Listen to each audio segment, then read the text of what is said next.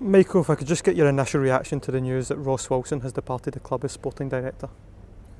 Well, firstly, you're disappointed to lose a good person, someone that I've worked with for the last 3.5 years in 2 spells at the club. Ross was hugely positive in his day-to-day work here at the club, and he brought a lot of the departments together. His job was to oversee, obviously, first team football operations, recruitment, medical, academy, and bring all that in line, the women's team as well. And we've seen good success in the time that he's here. He obviously was influential in me coming back in, and he's a person that I probably spoke to the most out of anybody at Rangers, and was between me and the board. So I feel like I've lost a good ally. One thing that I would say is a big strength of Ross is he never micromanaged anybody. He allowed people to grow in their role and do their role to the fullest. So in the short term there is a void in terms of Ross leaving, but the heads of departments are ready to step into their role, and myself, a lot of the plans going into next season in terms of pre-season and our eyes on recruitment has already been done. And as I say, I've been aware for the last couple of weeks, disappointed for Rangers that Ross has moved on, but on a personal level I'm happy for him and his family that he feels this is a challenge he'd like to take. Having known Ross for the time I have, I know this is not the first opportunity to come his way. So if he feels that this is the right thing for him, then we wish him well.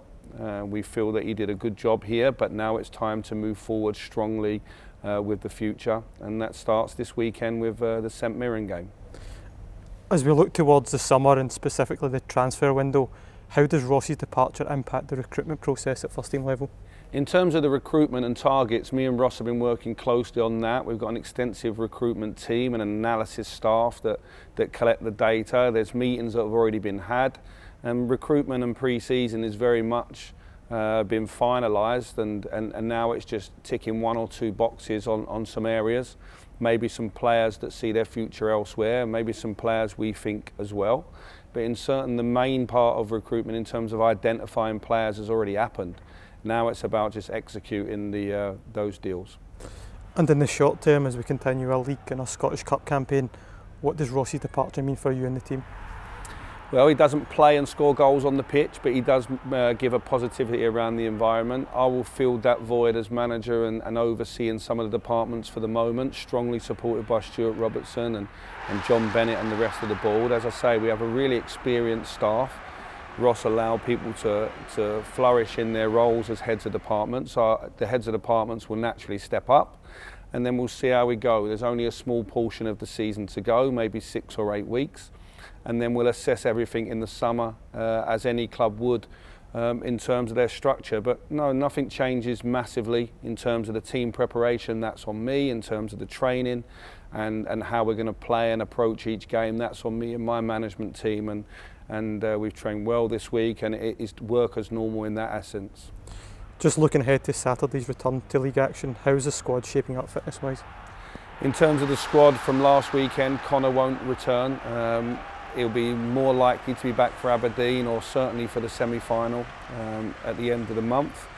We've got 1 or 2 other bumps and bruises, and players didn't play, didn't train this morning, should I say. There was a game on Tuesday against Chelsea's reserves, which Scott Wright, Yanis Hadji, Leon King and Rabbi Motondo was able to play in and get some valuable minutes for those guys. So we'll assess again tomorrow and then pick the squad for the weekend. And just lastly, what sort of challenge do you expect from St Mirren on Saturday? Well, it's strange, I haven't played 21 domestic games that we haven't played against St Mirren yet. It was obviously the last game before the international break. They've been going great guns. I think they're 3 points off of 3rd. And the European football's very much an opportunity for them to go and grasp it. We are entering now into a part of the season where you play the teams in and around you. Aberdeen and St Mirren are those teams, and then we go into the split. So it's likely we're going to play both those teams 2 more times, not once.